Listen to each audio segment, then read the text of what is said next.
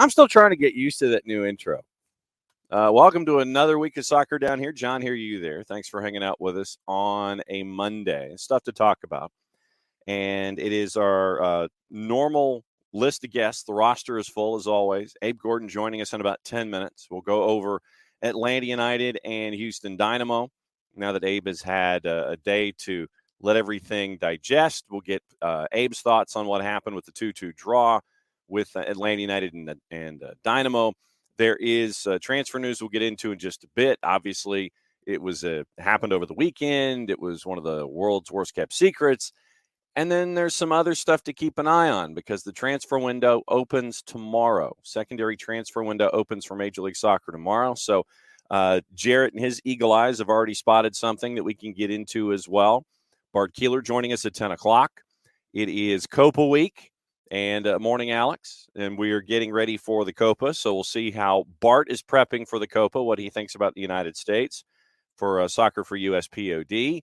And we've also got some reffing down here because we had some stuff happen in the Euros that we'll get into.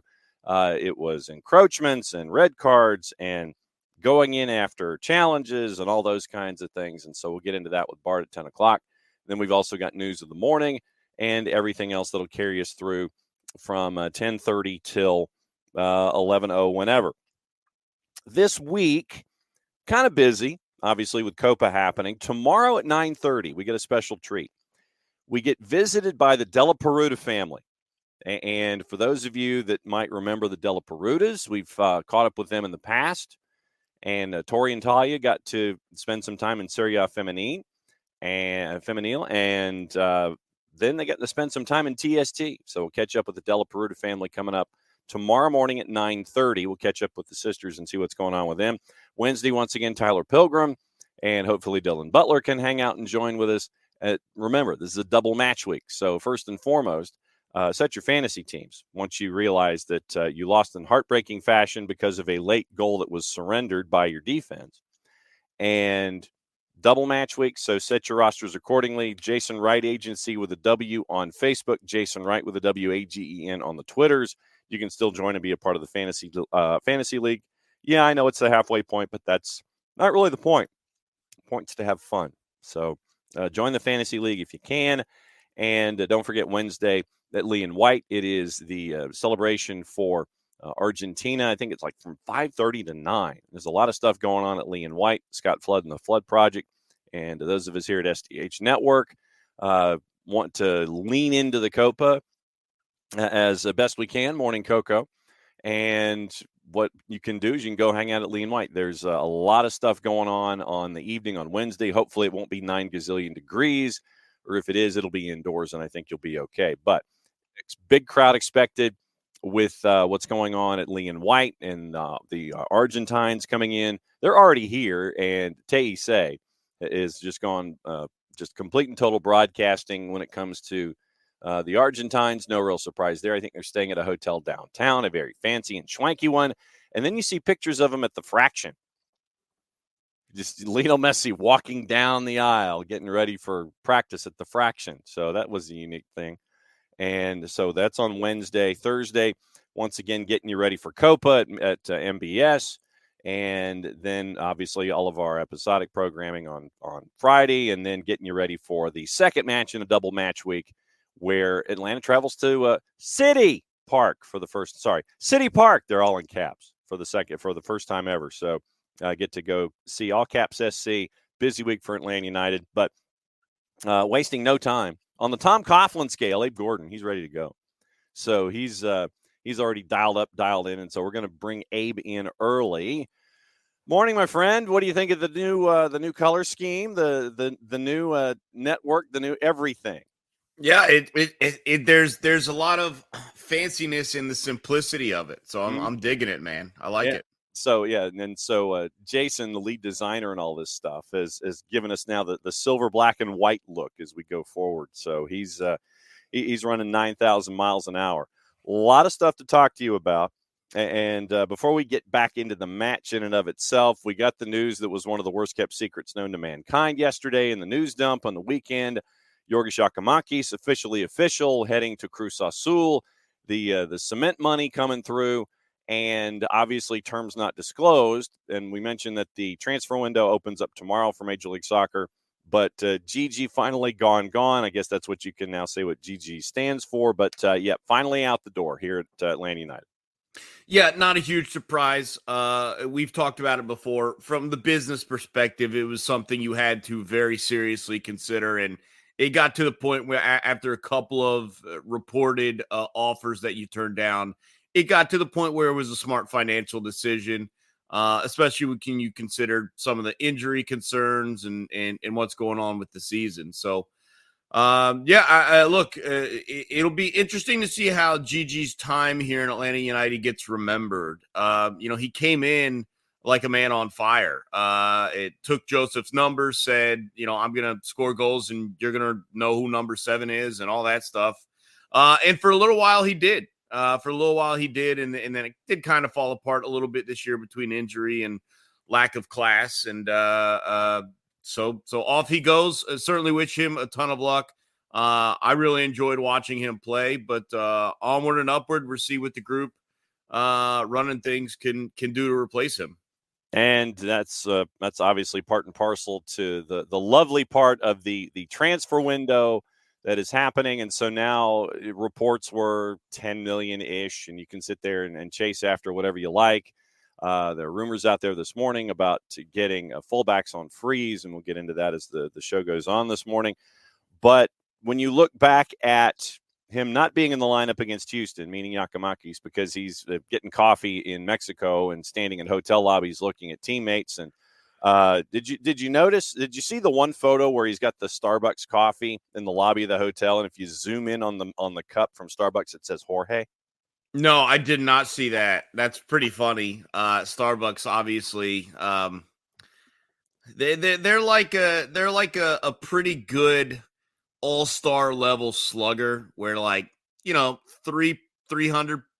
310 is probably their batting average on the name, on the names and such. But I just saw the one where he was wearing a Cruz Azul jersey or shirt. I'm like, yeah, he's probably gone. I know they haven't announced it, but I think that probably says it all. Yep. And then what happened on the weekend with Atlanta United? You had Shande up top. You had Daniel Rios at the point of the spear, and it ends up once again with an early goal that you go down from playoff Franco Escobar. And he chose not to celebrate. Class move by Franco, no matter what his teammates wanted to do around him. Down 1-0, you come back to get a 2-1 lead, but then you give up the 89th minute goal, 2-2 draw. So the losing streak at home ends, but the winless streak continues. Yeah, it was really unfortunate because I did think they, once again, and how many times have we said this, and I know earlier in the losing streak, Cincinnati and Minnesota and Philly and different times, but just felt like a result was there to be had. And you just couldn't quite close it out. That's unfortunate, but I do kind of view this as a step in the right direction. I mean, you look at who Atlanta United is without, and obviously GG for different reasons, but Schleich and Saba, Stian Gregerson, and a variety of other guys. Luis Abram is out, and you still kind of fight and claw questions of what you got going up top, but both of those guys end up finding the back of the net one way or another. And then the big revelation was something that, John, I know you had been anticipating to an extent. I know we've talked with Jarrett Smith, who has been, and Jason Longshore as well. And that was, it's not technically a debut, but kind of the awakening of Luke Brennan. And a lot of people have been asking and wondering when he would get a chance with the first team and what he would do when he gets that chance. For obviously unfortunate reasons in regards to an injury setback for Mosquera. Yeah. Luke Brennan came onto the field and was an absolute stud and did the things that he does with the U.S. Open Cup games, with the twos. And it just has a lot of people talking. That was obviously, it's not a loss. It could have been a win. You are kind of bummed out about that, but Quite frankly, most of the reaction that I've seen, and I'm sure that you've seen, and everyone else who's watching and listening has seen, has less been about what happened for Rob Valentino and what happened for the team, and more really focused on Luke Brennan. And I think that's certainly a positive in regards to the storylines and discussions surrounding Atlanta United. And there are two things that stick into my brain where Luke is concerned. And one, it was early on where he's running down the right-hand side, and Cool Hand Luke gives the nutmeg at 900 miles an hour, and he does the do-si-do move around I think it was around Franco Escobar, as a matter of fact, and goes through the legs on Franco and just keeps right on running. And that was Luke thinking, at 78 RPMs, and I just dated myself with that reference. And then post-game, where all the microphones are in Luke's face and everything, and he's wondering if he has made an impact in the match. After the match is over, he was wondering if he'd made an impact, and the answer is yes, you did. It's okay. It's all right to have those kinds of feelings, man. Well, the other thing for Luke, and I know it's been the criticism for him at some levels, is adding in the goal scoring and adding in the assists to what we think is an entertaining style of play for him individually. And the thing is, he made the right pass on that shot that eventually was scored by Daniel Rios, the first Atlanta United goal. He makes a great run. He gets to the touch line, finds some space, cuts back. He hits Almada on a perfect pass. Almada one times it. It's a good save, but it is spilt, and Rios finishes that. That's not going to go on the scoreboard or on the stat line for Luke Brennan, but that's the perfect play.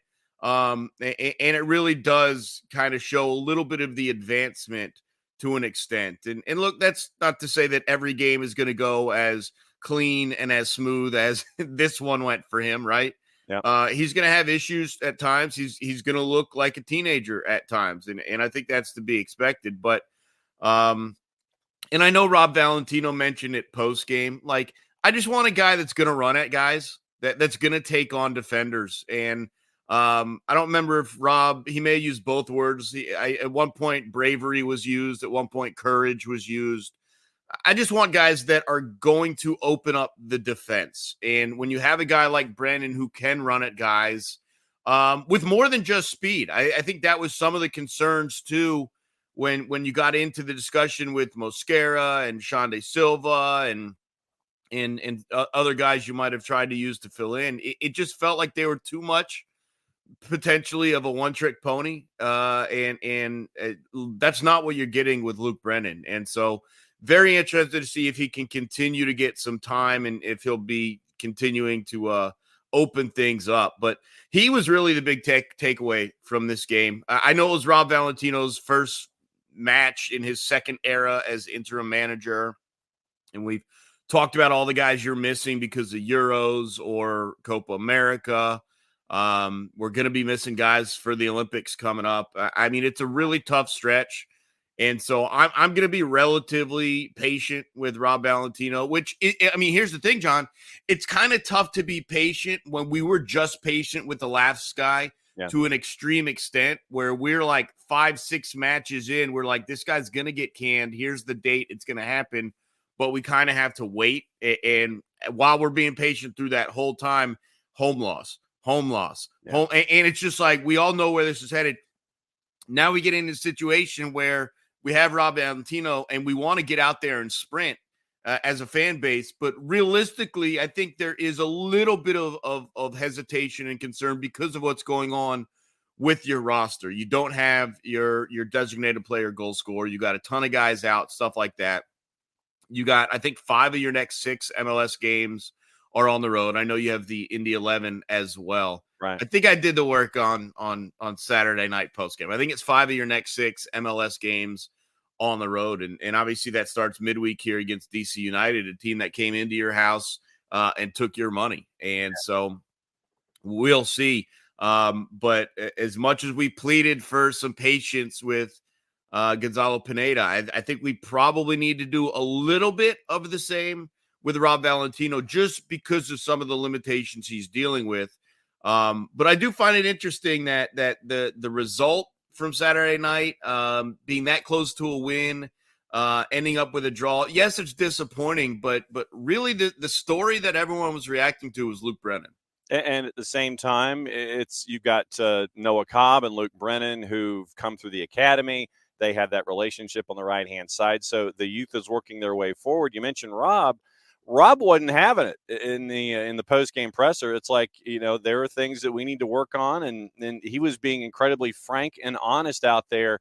And it was an opportunity lost, I think, from Rob's perspective of getting 3 points and only finishing with one. But, yeah, post-match, we all listened to Rob, and Rob was pointing out things that needed to continue to improve. He wasn't just accepting, okay, this was my first match. We come out with a draw. We did this at home. No, Rob wasn't having any of it. Yeah, and I think that last point that you hit on is why. I think it's this thing about the bugaboo at home, and you were so close to getting away with that. You were so close to ending that. And for Valentino to come in after what's happened in Mercedes-Benz Stadium this season, if he was able to put an immediate stop and take full 3 points, it does a couple things. Obviously, it changes what you're doing at home, build some confidence. And we've talked about it, you're third from the bottom in the Eastern Conference, but you're one win from the playoff line. And that win could have been Saturday night, should have been Saturday night. You fall asleep at the start and you fall asleep at the end for different reasons, and you get a draw. But that's a team in Houston that's one of the tougher teams to score against, and you did get two of them with, again, limited trio up top. And so there are some good, but there's definitely some bad. And there's been an issue holding leads all year long, all season long for Atlanta United. And to think that, and this goes back to what we talked about before they made a managerial change here, John. It's not just all Gonzalo Pineda, and like when you remove him from the discussion, everything works again. Like, no, the players lost the lead multiple times throughout the season. They lost the lead again on Saturday night. And so there's still a bunch of aspects you have to be better in, a little bit tighter in, a little bit more focused in, but you do still have to like a little bit of the fight to recover after going down that quickly, after 2 weeks off, after making a managerial change, after having guys out. To recover after 5 minutes, it was pretty good. And to eventually take the lead is pretty good. And now you just got to find ways to close it out. And like we said, it's only going to get tougher going on the road. But there are some winnable games on the road as well. I know Real Salt Lake is in the mix, and that's certainly going to be a tough one. But you're talking about St. Louis and New England and even DC United, who's in terrible form right now. They're a winnable game. So we'll see if we can get it turned around here. I was going to ask about these two coming up where you're going up against DC, and DC sputtered on the weekend, and you're going up against that redwood that they have at power forward and Christian Benteke, and then St. Louis. St. Louis, I have always maintained that St. Louis last season, it's that minor league pitcher that comes up and gets the start, and he'll go 5 2/3. He'll give up a run, and then the manager will pull him with runners on base. But you didn't have any book on him, and that's how he got through the batting order okay that first time through. Second time the batting order came through, they had the pitcher measured, and that's when the manager pulled him, at 5 2/3. I think that's what happened with St. Louis late last season. Is you had all of this great regular season success, but you got figured out. You're Red Bulls Midwest, and then everybody knew how to adjust to you, and that's how you got bounced in the playoffs. So basically, you've got these two games coming up in a quick turn. It's midweek weekend, and there are opportunities here against some folks, but obviously first step is DC here in the midweek. Yeah, it just does feel like with a couple of small tweaks that you can get these wins. Look, you were better than DC United a couple weeks ago at home. You let one guy get loose 3 times. Now, the frustrating part is you're most likely, it's almost 100% certain to be without the one guy that we think would be a Benteke stopper in Stian Gregerson. And, just from a physical perspective, I personally believe that if Stian was back there a couple weeks ago, there's no way in HE double hockey sticks that Benteke is scoring a trio of headers. I'm not saying he won't score goals in other manners. Maybe he does, but you're not getting 3 headers if Stian Gregerson is there. So unfortunately, you are going to have to adjust to that again.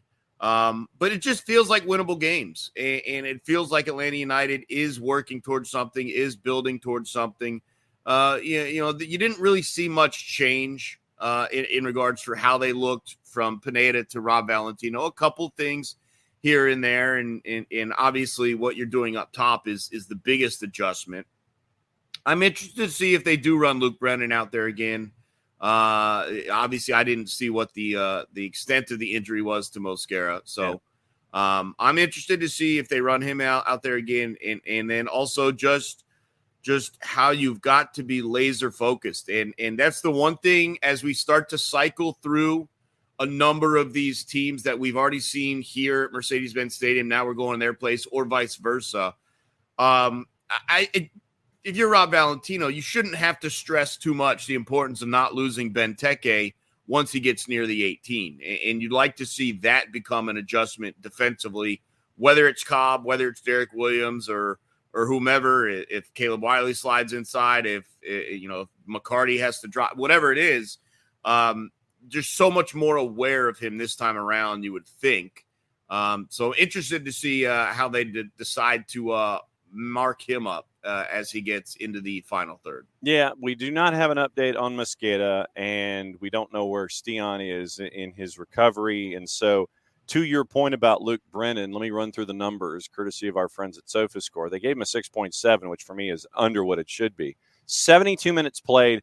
That for me is, that puts the spidey senses up, because if it's 72 minutes on the weekend, then what do the physios say he can do against DC out there on the right-hand side?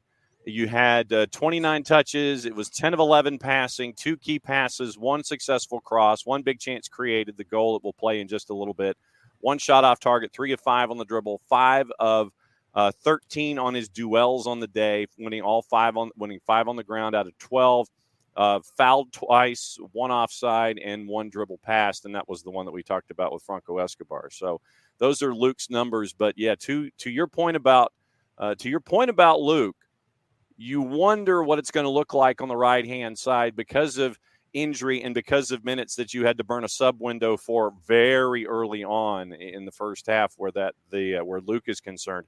That to me is one of the big questions I've got going forward as we get ready for that time in DC.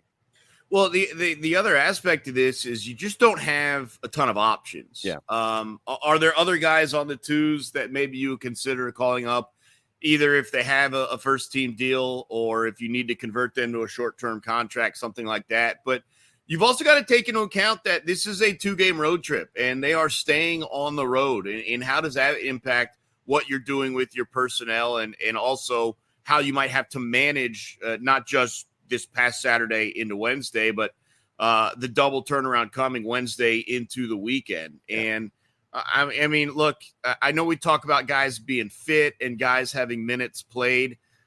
Quite frankly, I don't want to hear it for a guy that's under 20. Like, it's just like, and I don't mean like from a professional aspect here, but it's just like, man, like we all were 20 at one point. Like we were never sore. We were never tired. We can always give more. Like, it's just like, I don't know, like the amount of minutes put on him at this point in his season, at this point in his career, like that shouldn't be the reason, at least for me. And look, obviously they've got a physio staff and they're measuring things that we didn't measure.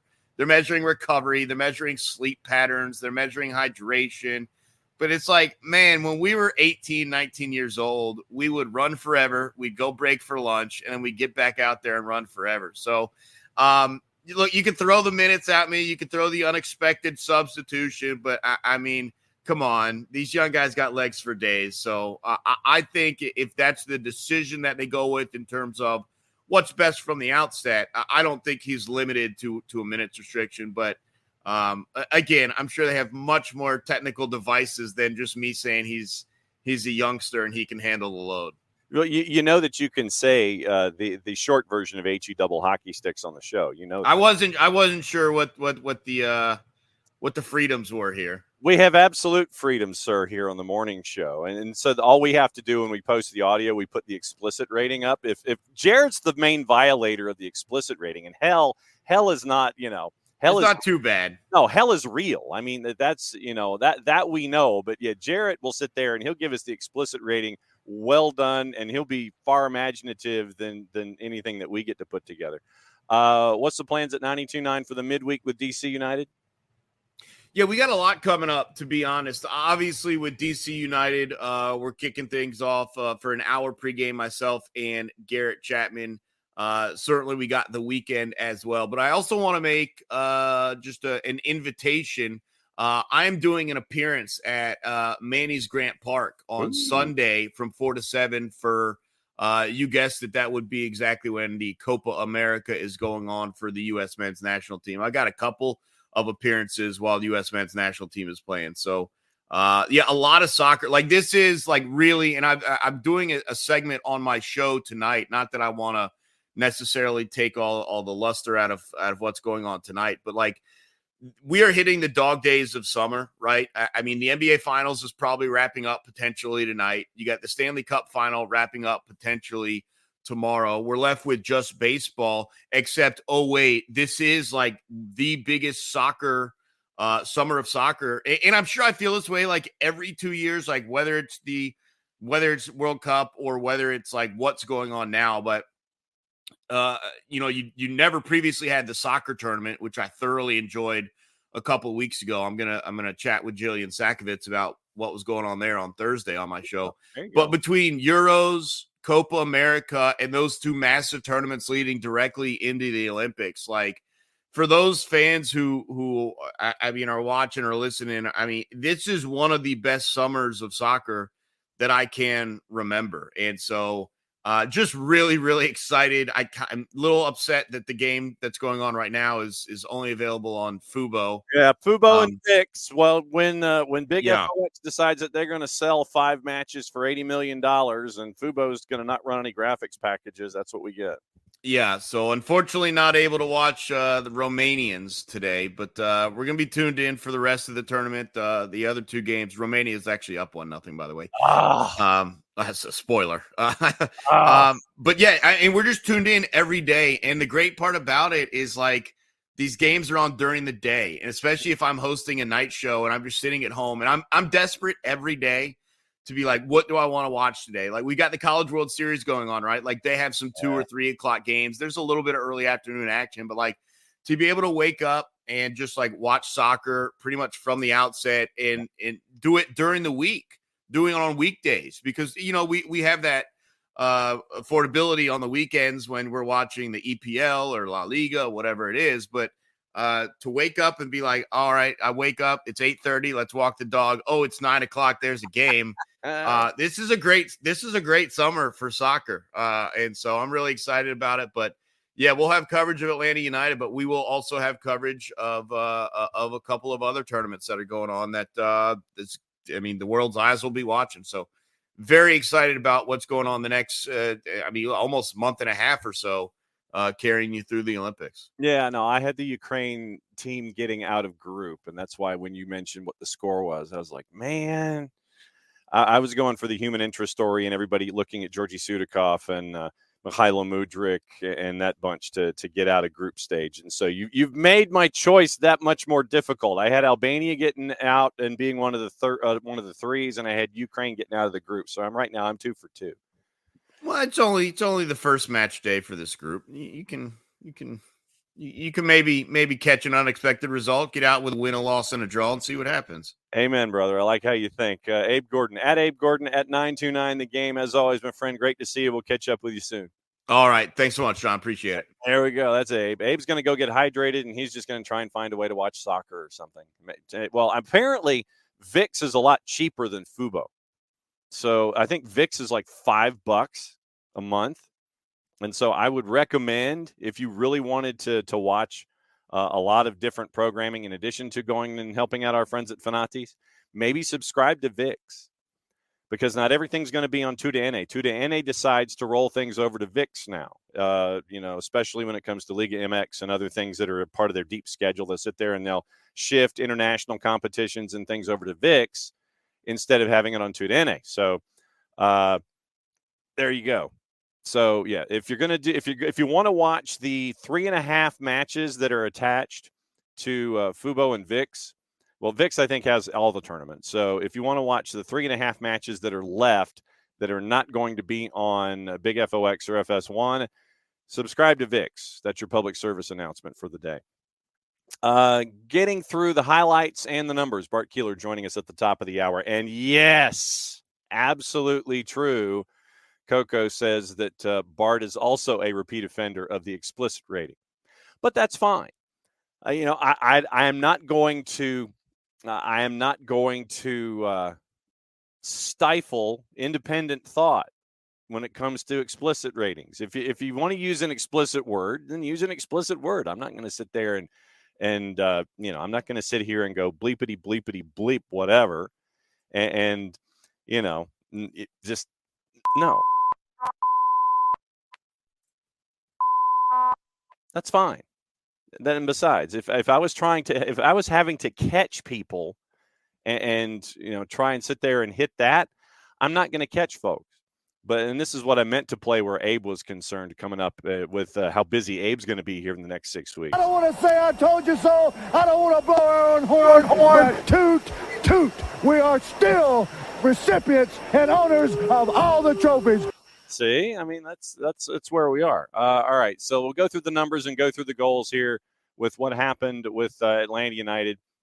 Yes, Coco, you are correct. Censoring takes editing, and that takes work. And besides, like I said, I don't want to stifle personality by having to hit a bleep button or something. By the way, good morning to morning Alex. It is morning Coco, morning Abby, morning Kefsey, morning Hutch. Let's see, who am I missing? Coco and Hutch and Kefsey. Yeah, I think we're caught up. So good morning to everybody who is actively participating on the Twitch pitch. And we would ask that you participate and let us know what you're thinking. That's all part of the conversation and being a part of the Twitch pitch and letting everybody know what's on your mind. So let's go through the goals. Obviously, we talked about the first goal on the board, and it was Franco Escobar, who got it in the back of the net after just a weird scramble where it goes off the crossbar and he's at the back post and heads it back the other way to the far post from the far side. And it was 1-0. And then from there, Atlanta United comes through with the equalizer. And we mentioned Cool Hand Luke and his activity and what we saw with Daniel Rios. So once again, courtesy of our friends at 92.9 The Game and the Odyssey app, here's how Atlanta United equalized against the Houston Dynamo. Kick this down the middle for Rios in a 1v1 with Mikael. And Mikael gets it, but then Rios steals it away. Rios now dribbling in on goal. 1v3. Rios has it knocked away from him. Gets it back. Back heel now to Brennan. Brennan's cross. Almada shot. Save. Rebound. Score! Daniel Rios! Atlanta United finds the equalizer in the 25th minute. Persistence pays off. Tied at 1, and that's how it was getting to intermission.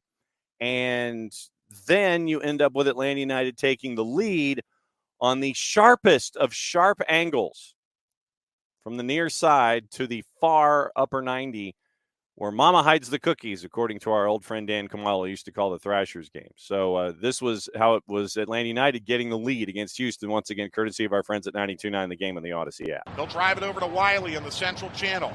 Ahead to Shande Silva in the near offensive corner. He dribbles to the end line, then it bounces off him to the edge of the 6. Angle shot! Score! Goal! Luxo!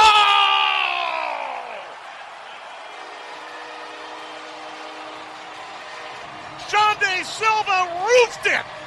And the roof is about to come off the bends. It's 2-1 Atlanta United. And that was 2-1, and then the 89th minute goal that made it 2-2. And so honors even by the time we were done, honors even after 45, honors even after 90+.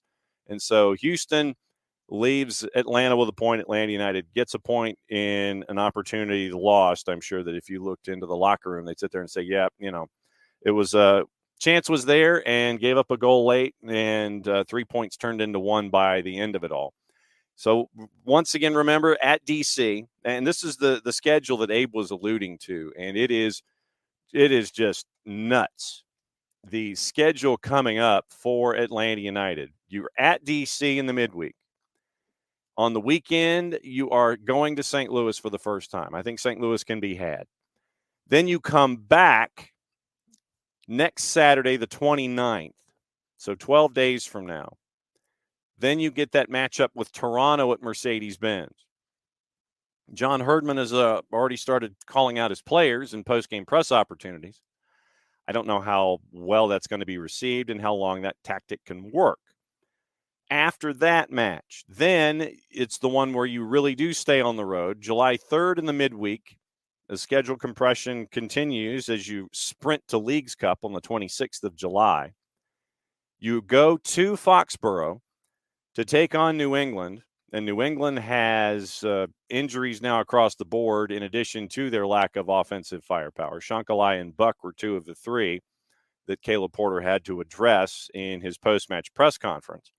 Then after the match on July 3rd in Foxborough, you stay out. You do not come back to Atlanta. You do not collect $200. You do not pass go. You go straight to Rio Tinto. You go straight to Real Salt Lake. And then you are there for that match at Rio Tinto on the 6th.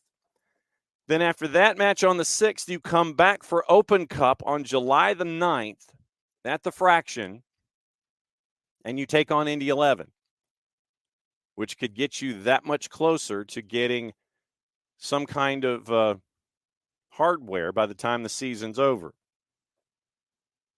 And you could end up playing perhaps Sporting or FC Dallas, 2 teams that are hurting right now, to get you into a final out of the East. Interesting proposition for Atlanta United if you get past Indy 11 in the round of 8. Then after that, you go to Montreal on July 13th. Then you come home and take on NYC on the 17th. You stay at home, you take on Columbus on July 20, and then you have all of 5 days to rest before Leagues Cup starts. So you end up with 6 matches in 18 days in the month of July, combined with another 3 matches in 11 days to get through this month. So that is the metric crap ton of matches to get you to Leagues Cup in 39 days, 40 days. 30 days has September, April, June, and November. 31, so 30 days has September, April. Okay, so 30, so 13 and 13, so 13 and 26, so 39 days. You've got, 8 matches in 39 days to get you to Leagues Cup? And technically it's 33 days with 8 matches, 7 or 8, to get you to Leagues Cup. To earn a 5-day rest before Leagues Cup happens, and you play DC United all over again. Congratulations on schedule compression. Everybody's got it, but that's just Atlanta United's version. Numbers on the day, once again, courtesy of our friends at SofaScore. Brad punched an 8. Brooks had a 7.3. Noah Cobb a 6.7. Derek Williams a 6.4. Caleb a 6.7. Everyone else short of Edwin Mosqueda, who was in for 18 minutes, had a north of 7 rating. Mosqueda had a 6.5. Dax, Tristan, and Tiago all 7.0s. Shonde and Daniel Rios 7.4s. Luke Brennan had a 6.7. I don't know how that was. Jamal had a 7.1 with the goal with his activity coming in for 14 minutes, and then Jay Fortune had a 6.7 as well. So once again, no Gregerson, no Gigi, no Bart, no Luis, no Saba. Tyler being doubtful on the day. So that was where you were with Atlanta United heading into the matchup against Houston. You're out the other side. Now you have to get ready for DC. Sunday was rest and regen. Monday, you're kind of looking at things, probably practicing not all that heavily, or if you do, it's a very, very fast-paced practice where you're not out there forever today. And then tomorrow you're traveling and going over things in the morning and then traveling to D.C. to get ready for Wednesday night. Then probably flying after the match is over Wednesday, arriving in St. Louis very, very early Thursday morning. Maybe a walkthrough, maybe some rest and regen and some film and some ice baths on Thursday. Friday, you're kind of looking at tendencies and trying to get your legs back under you before you play at City Park Saturday night to take on St. Louis City SC. So that's where Atlanta United is coming up in short order. We mentioned the information this morning since the transfer window kicks in tomorrow, the secondary transfer window. We mentioned that with Gigi out, there is now another name to mention and to keep an eye on, and the name is Pedro Amador. According to Sebastian Souza Pinto, who has just under 11,000, and this is where we're going to be. This is where we're going to be. Trust me. This is where we are going to be in this window with folks that are attached and involved to everything. Sebastian Souza Pinto, based in Portugal. And this is, like I said, this is where we are right now, chasing after all this stuff. As of, let's see, so it's 9:45, so 5:45 this morning Eastern time, which is, noonish in Portugal. Souza Pinto had what he referred to as an exclusive, and like I said, just under 11,000 followers on the 280-character app. Registering it as an exclusive, Pedro Amador at Atlanta United. The clock is ticking. Deal closed, and the fullback signed for 2.5 years with the option for another season. Amador leaves Moreirense as a free. So once again, it ain't costing you nothing. And it appears that we have to add another player and yet another country to our viewing, listening, and monitoring habits, for lack of a better word. So once again, 25 years old, defender, left back, and with the absences that you are going to be having with Caleb on national team duty, Luis on national team duty. Most of his time has been spent exclusively at left back. He has spent time on the left midfield. And like I said, this is courtesy of our friends at Transfermarkt. Current market value, €700,000. Highest market value was back in 2020. Spent time at Braga before it was Moreirense, going back and forth there. And he has been at Braga and Moreirense his last 4 seasons. So once again, 25-year-old left back, represented by Interstar Deporte. But most of his time is spent in defensive posture, 74 matches as a left back, only 2 goals and 6 assists, 89 matches in his career, 74 of them at left back. So you're getting left back assistance if this comes to pass, once again, courtesy of our friend Sebastian Souza Pinto. And keep an eye on Pedro Amador from Moreirense. And so that's what you're staring at least out of the morning. Leadman, Liga NOS, Taça de Portugal, Liga Portugal. Liga Portugal, he's got 21 matches in the past season. So that's where we are with Pedro Amador. That's the name of the morning, Pedro Amador. Left back out of Portugal in Moreirense. So we'll keep an eye on Pedro Amador going forward to help out with the roster issues that will exist because of folks that are leaving and are representing countries and things like that. So keep an eye on all of that. So let's see what you guys have in mind here to wrap up hour number 1. Let's see.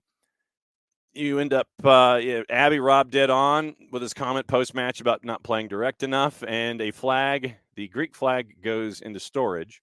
Yeah, Coco, draw that feels like a loss when you needed an outright win. And everybody's high on Luke Brennan. This is the one thing that that I'm keeping an eye on. I know that we had the discussion about being 20, being 19, being 20, running around, all that kind of stuff. To the point that we are discussing the 8 matches in 33 days. It literally is midweek weekend, midweek weekend, midweek weekend. All of that. All your way through, plus Open Cup. So this is where you really have to be in step with the physios. You've got to monitor what's going on at practice. You've got to make sure that everybody is as healthy as possible, because this is the spring and summer of soccer, and folks will not be around, and they may be back. It is juggling all these different chainsaws that you have to do when it comes to who's going to be what and where, and how's it going to look. We don't know where Tyler Wolff is in his rehab. I imagine he's getting closer and closer and closer. Once again, Stian the same way. Your midfield, once again, you will be without Thiago. So then that probably means that Nick Firmino is going to be getting minutes. And you'll be without Caleb. So you're going to need that help at left back. So Amador makes sense in the absence and filling in the holes that are going to be there. Keep an eye on, I would probably say that, Ronald Hernandez is going to be getting minutes at the left. Matthew Edwards probably minutes at the left. And like I said, this is where, and I mentioned it in Prescription for Victory on Saturday. Keep an eye on guys like Matt Edwards. Keep an eye on guys like Noble Okello. Keep an eye on guys like Javi Armas and Nick Firmino and Luke Brennan and Efren Morales that will be going from the twos and getting quality time practicing with the first team. The benefit in this is that the twos don't play for another 9 days. The twos have been on a 3-week sabbatical from the MLS Next Pro schedule, for lack of a better phrase. So does Aiden Torres sit on the bench and get exposure to what life is like with the first team? But what sticks with me in this run, and literally it is the 26th and the 30th, and it's 2 matches on the road in Florida. That's where the twos kick their season back in after being away for 3 weeks. It is Efra, Nick, Luke, Armas, Edwards, Okello. Noble Okello, if I'm not mistaken, has first team experience with Toronto FC. So those would be the 6 guys that I would look at that might be getting more exposure with the first team because of the absences that are there, either Olympic, Copa, or one or the other. So this will be what we have been talking about for a long time with Atlanta United 2 here on the network. The availability of these players that are learning what's going on within the Atlanta United system, having to be called up to be a part, because once again, you have the schedule compression that is going to be something that's going to drive us all crazy over this month and the next 6 weeks before we get into Leagues Cup. So this is where the education for the twos comes into play and what they can all bring to the table, and also keeping an eye on Pedro Amador. And once again, window opens tomorrow. And we'll see what happens with any and other individuals and ins and outs and who's making moves and who's going where and all that kind of stuff. So that's what you're looking at involving all of this. Morning 4-card morning, Tom. Glad you guys are here. And Kefsi yelled as much as possible to try to get Franco red carded. Unfortunately, he behaved. And signed Atlanta jerseys at the half. Okay. Don't know if Franco and Brad swapped jerseys or not. Yeah, and Kefsi, Shande looking happy was a big breath of fresh air, no doubt. And when you have someone like Shande who is a rhythm guy, Yeah, we always talk about those rhythm shooters in basketball. Like if they get that first, then they've got the confidence to go ahead and keep firing and keep firing and keep firing. I hope that that's the way this is with Shonda. That you get that first one, hey, I can do stuff like this. It's that reminder that everything is cool, that you can do these things, that I can put the ball in the back of the net. I can challenge. I can do things from difficult windows and try and get things done that way. So hopefully where Shonda is concerned, it's a reminder that I can do this. And just, feed the man and see if the confidence continues to grow and grow and grow. And yes, Kefsey, Stian definitely needed. When we're discussing Christian Benteke, he's probably going to be bracketed by some combination of Derek and Noah and Dax. But getting into the minutes from the weekend is going to be the interesting / difficult schedule here for Atlanta. You end up with Noah playing a full 90 minutes. Derek played a full 90 minutes. Dax played a full 90 minutes. Tristan played a full 90 minutes. Notice a trend. Tiago and Shonda ended up playing 80 before he was removed. Daniel Rios 76 before he was removed. Luke played 70. Jamal played 15. Jay played 10. I would anticipate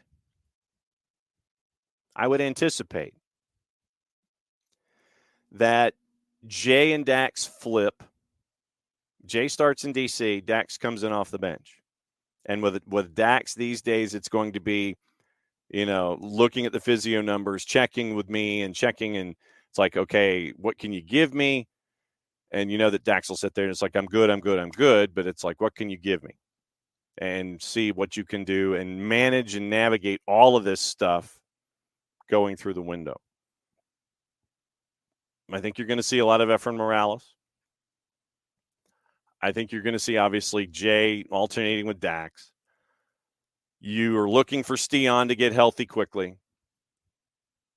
And I mean that in the sense of you're hoping that it's the calendar quickly and the body quickly, that you're not forcing an issue, obviously.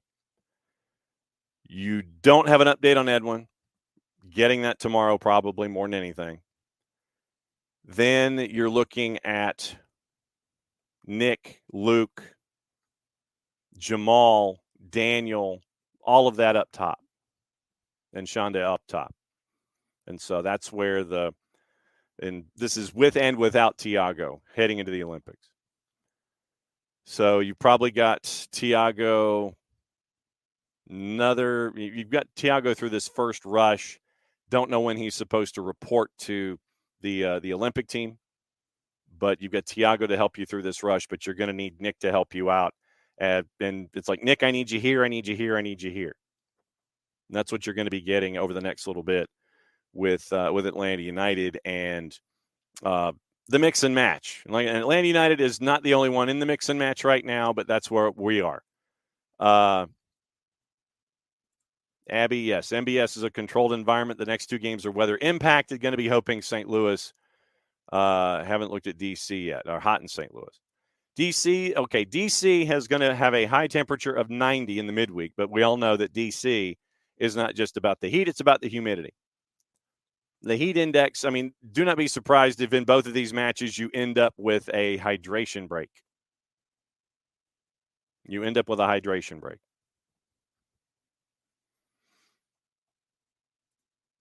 Okay, so Amador is from Portugal. Yes, you've got that flag. Googie, yes. And it's right now it's cover for Caleb. Cover for Caleb and Ronald and Luis and possibly the midfield. Need you to slide up and spend some minutes up here. So morning, Googie, the answer is yes. If Amador comes in, which is, like I said, as we've anticipated with what we're seeing with Sosa this morning, Sebastian Sosa Pinto. if this transaction does come to pass, then it would be to help on the left-hand side, whether it's left back or left mid and having him move up later, whatever. But left back primarily is where Amador has been in his professional career. And it could end up being a combination of all of those, where you push Wiley up further. Or you end up with a 4-4-2. You end up with your back line being what it is, and Thiago rolls into that space on the left-hand side like we've seen before. You could end up seeing the same thing with Nick if the situation revealed itself. So when you've got the forward at the back, let me do it this way. When you have the four at the back, what we've seen is the dial gets rotated. And Caleb pushes forward. Derek moves over. Noah moves over. Stian moves over. And either your midfielder drops back to help out or Brooks rolls over. Or Brooks ends up going. If the team isn't attacking you, then you can have Brooks go forward and you're okay with the two center backs and have everything turn just a little bit. Take the dial and turn it. So if that dial gets turned, Caleb gets released. And you end up with your two center backs with help from your defensive midfielder to help and support. So Dax drops back, Bart drop back, those kinds of things. So the dial gets twisted. So it would be Caleb moving forward, Thiago going into space on the left-hand side, the back line rotates, and that's where it ends up being. So we'll catch up with all of that stuff coming up in just a little bit. So 10 o'clock, wasting no time on a Monday. And that means, do I still have my open? See, I'm still going through what I have and what I don't have when it comes to all of my opens. And so, I actually do have this. So I can actually do this. I can run my open for our 10 o'clock guest on Mondays.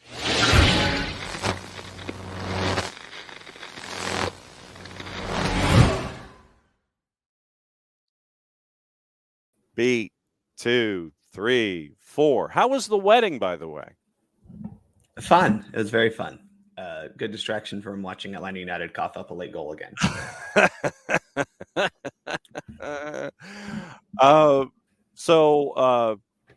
What was I'll go ahead and ask. What was the most enjoyable thing other than the nuptials themselves? How was the open bar? How was the noshables?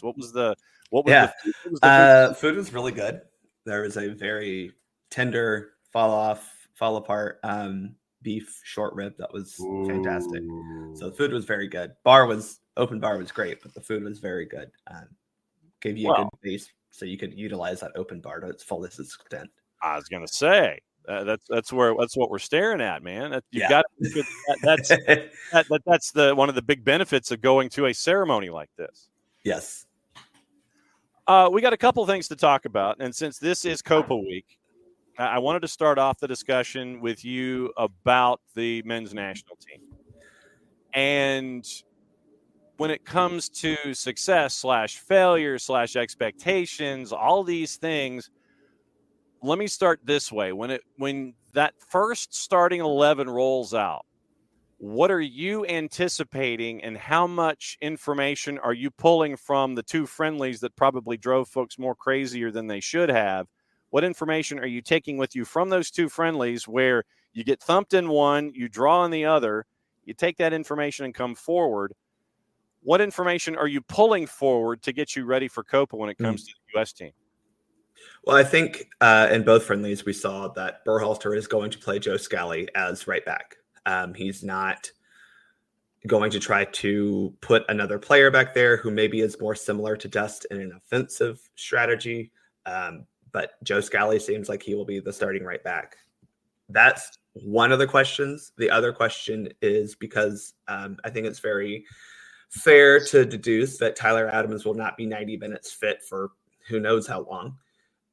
It will probably be either Johnny or Yunus Musa in that kind of holding midfield position. I don't want to call it a true six because, the defensive work rate for both of those guys is not the level of Tyler Adams, but you're lucky in that Bolivia is not a team that's going to be particularly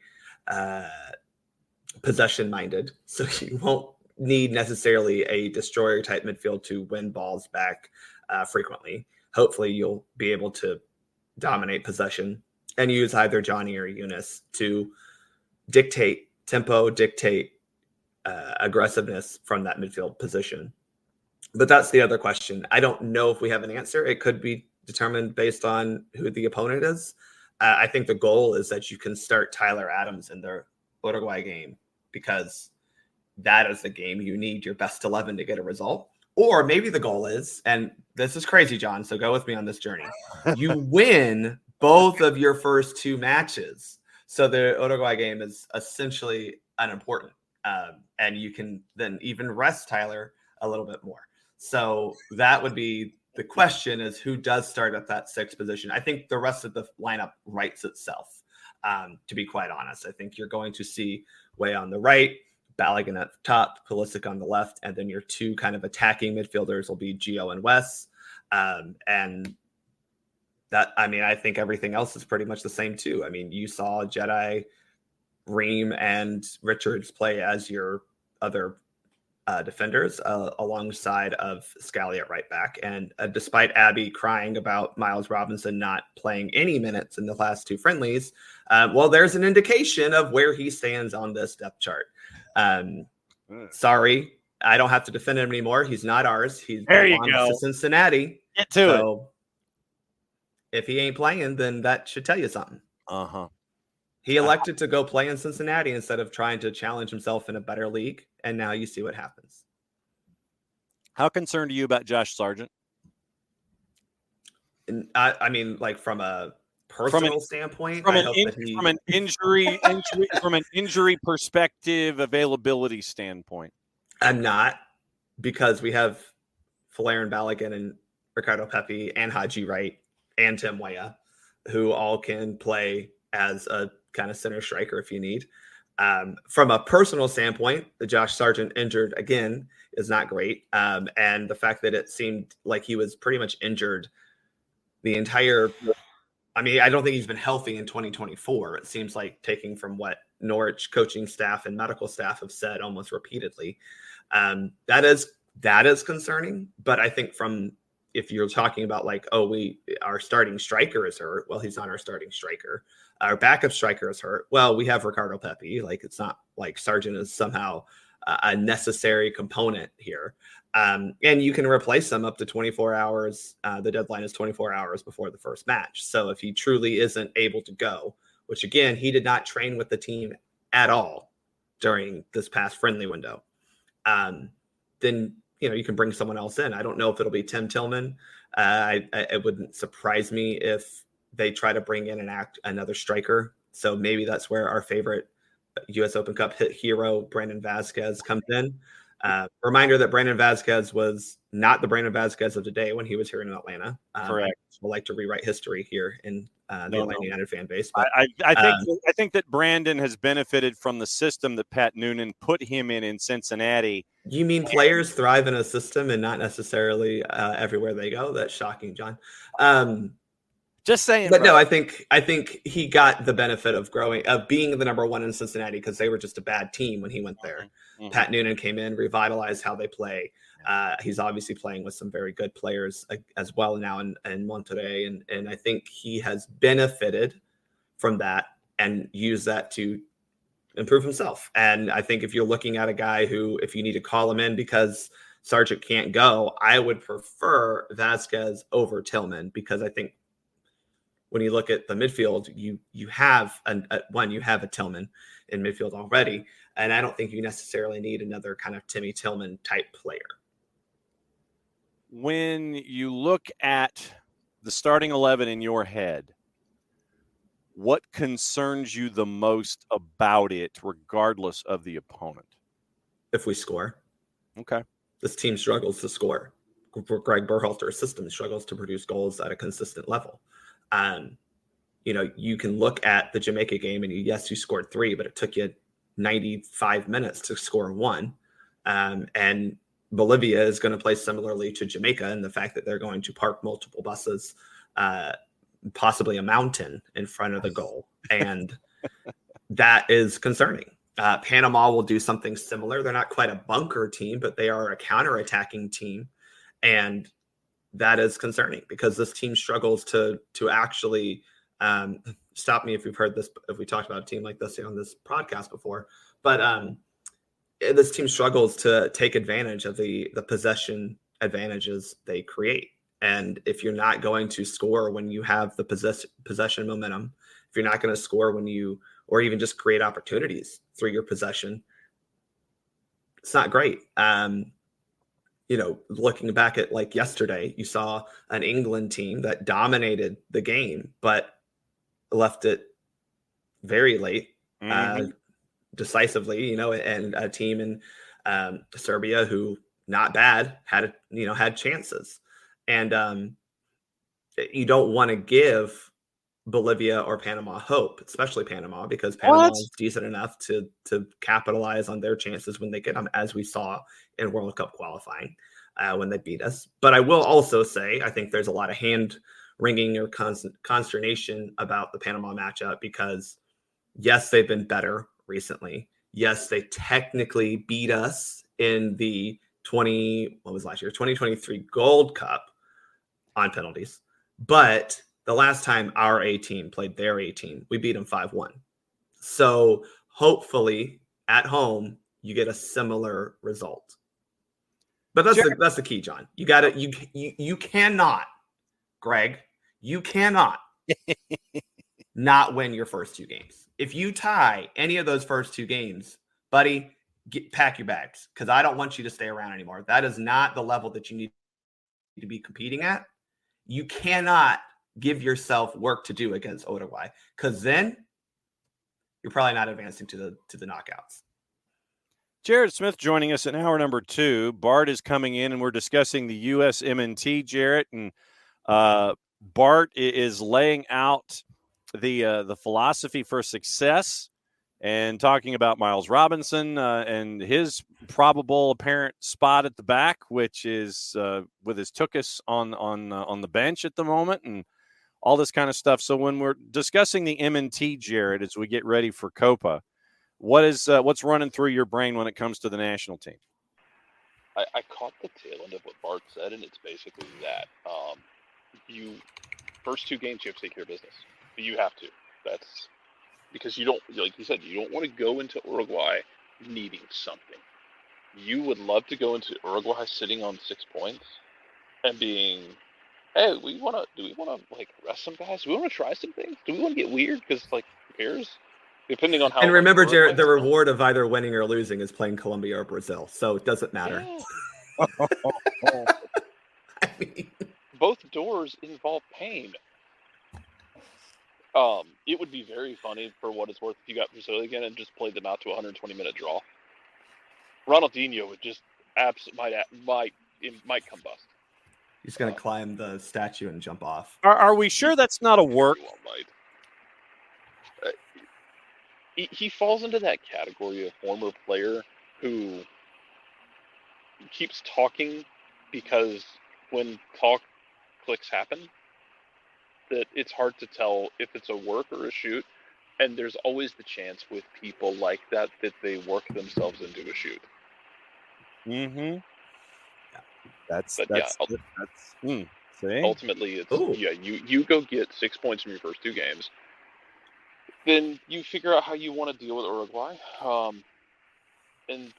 but if you don't get anything out of Uruguay, that's okay, no big deal. Because you took your points from your first two games because you have a favorable group. Mm-hmm. Go handle business.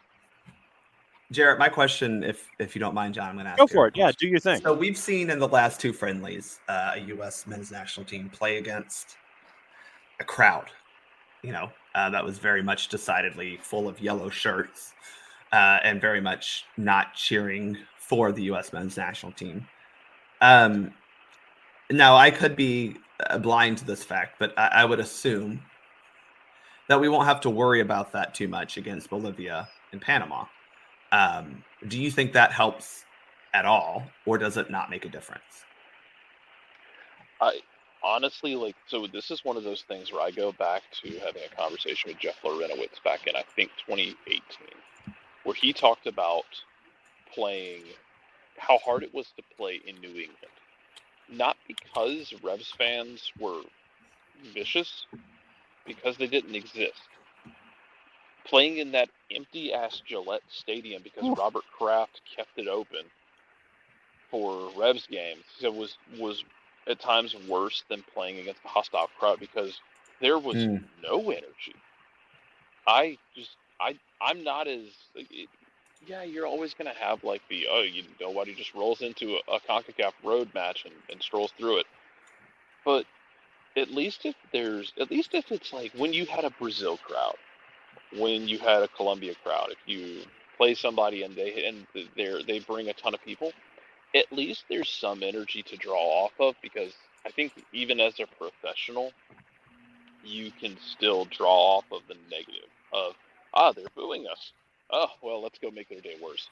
I'm fine seeing that crowd, and look, that's what you're going to get because you play in a country that is a melting pot of different cultures, and especially in Atlanta, where you have a large number of people who have moved here, either through refugee status or through, means of they moved and they landed in Atlanta because it was the place for opportunity for them in this country. You're going to get partisan crowds. I'm fine with partisan crowds as long as there's crowds. My concern is always if it's too dead in there that nobody can feed off of it, because I think you can feed off of even antagonistic energy. Yeah, looking at the ticket sales and tickets remaining for both games, I am quite concerned about the actual attendance for these. Maybe charging $80 for a ticket for these games probably wasn't the smartest idea. Thought, but maybe. I'm not calm to ball. What do I know? I mean, you're looking at it from the standpoint of economics. You're not looking at it from the standpoint of we want to sit there and charge this for the sake of economics. No, I agree with you. It's a conversation that we're gonna have forever and ever. Amen. I think is just how expensive it is to go to some of these games. It's cost prohibitive for some people. Mm-hmm. It sucks because you'll get to the point where like, well, we could all go to the game, or we could pull it up on a stream, even if we paid $15 a month for Max or whatever the hell, or TNT or whatever. WBD. We could pull it up. Yeah, we could pull it up on a stream, even if it's an illegal stream, because that's the thing that happens still. Not that we condone or endorse that behavior. We condone or endorse that behavior, but look, piracy exists in a world where you block on things and you make things difficult for people. But I could host it on a stream, project it on a wall if I wanted to, or put it on a big screen TV, go buy some snacks and invite some friends over and have a comparable experience. And not get yelled at by ushers or have beer spilled on me by a drunk guy 2 seats behind me. I have a conspiracy theory, by the way. Go for it. What's your conspiracy theory? No, go for it. It involves TV and streaming, right? So I think everyone is justifiably annoyed at Fox for having their streaming partner being an $80 a month service in English language. Get T-Mobile you can ViX. ViX is probably the cheaper option, and you're going to have access to actual sports going forward. Both of them do offer a free trial, I will say, because I'm on that free Fubo trial right now. But my conspiracy is all 3 of Ukraine's group matches are on the streaming service. That is fishy to me, especially when you consider who the owner of Fox and their broadcasting. That is very black helicoptery, sir. So fire up those black helicopters, because I think a certain 108-year-old Australian man. Yeah, a certain proxy oligarch is making some fishy decisions here. I had not even gotten that. To be fair, you might have dodged that bullet on this one, because I was watching it. Romania has pulled out a hot frying pan and proceeded to. Maybe they just decided that Ukraine wasn't going to be very good, and that's why they put a ball behind it. It's so weird too, because like somebody, I forget who it was, somebody was talking about this morning that like, this game could be good. Both of them like give up goals. Both of them score goals. We could see fireworks. Like, you realize Ukraine hasn't played a home game in a minute, right? Been a minute or two. I've had a minor inconvenience that's kept them from playing home games. Yeah. Anyway, that's my black helicopter moment for slight setback there for Ukraine. Yeah, so I'm 2 for 2 in my wild card thoughts for the Euros. I had Great tell. Well, I had Albania as a number 3 getting out of group, and I had Ukraine getting out of group. So I'm not having a good start when it comes to my. I mean, Albania very much could still get out of the group as a third place team, and so could Ukraine. At least you didn't take emotional investment in Scotland after whatever the hell they did Friday. Speaking of Scotland, let's get into reffing down here. Only in Scotland would they have argued about, Ryan Porteous didn't commit a red card. There's a reason he is a starting center back in Scotland and nowhere else in the world, because he can get away with stuff like that. That was like Ryan Porteous central. That was the most Ryan Porteous decision, to commit a really dumb tackle and red card your team. Because in Scotland they've been like, maybe a yellow, man. Come on, your leg's still attached. You're fine. Coward.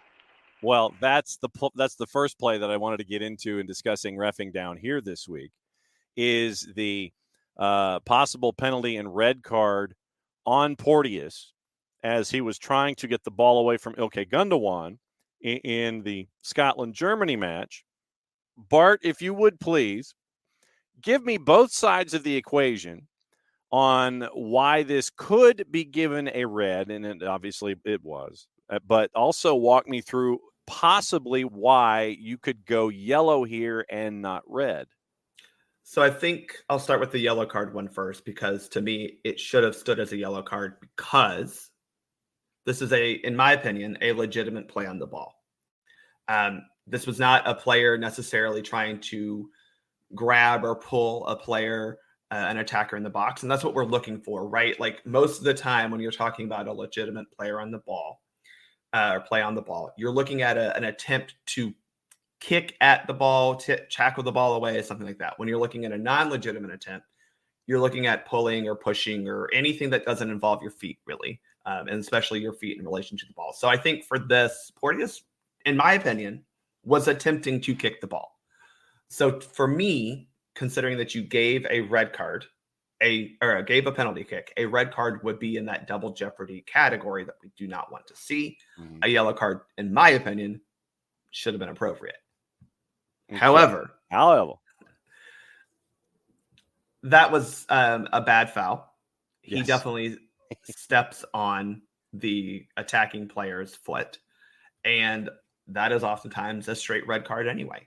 And that's why I think it was given a red card, because of the physical nature of the attempt to play the ball, is that it wasn't, you missed and kicked him, or you just happened to trip him. You stepped on his foot. It wasn't super high, but it was high enough to where you can see that that's a red card area. Because what you intend to do and what you end up doing are two separate things. As Porteous is coming through, it looks like what he's trying to do with his left, I think with his left leg, is he's trying to slide onto the surface itself. But as he's making contact with the ball, gravity and then elevation kick back in for Ryan, and he ends up with that left leg making contact, and it studs into Gundogan. Despite what you thought it looked like he was doing, you have to take the studs into account. And we also have to take into account that somehow the Man City tax applied here as well. There will be billable hours if Gundogan. So Gundogan no longer being a part of Manchester City, we're going to take it out on him and go physical nature. Yes, Jarrett. No, I mean you got to pay the Man City tax. You know who should be happy though, because Everton didn't have to pay the Man City tax this time. Yes. So somebody spared Everton from having to pay the tax. God bless them. Yeah. I will say the penalty kick, it was obviously deserved. I thought the red card was harsh, but it did not affect the outcome of the match in one way, shape, or form, because I think Scotland actually played a little bit more defensively better after the red card. That was disappointing from the Tartan Army there. You played a high back line, yet you chose to let Tony Cruz pick out his passes. So It was Jarrett. It was I was Bart, confusing. I was apathetic. It was the first thing that Landon Donovan pointed out. Like within 5 minutes, he was like, "Why are they doing this?" He's like, "If it were me, Also, I wouldn't do that." Scotland doesn't really have the raw speed to play that high back line and No. things down. No. Because God. Usually maybe if you just play another left back as a center back, it'll work.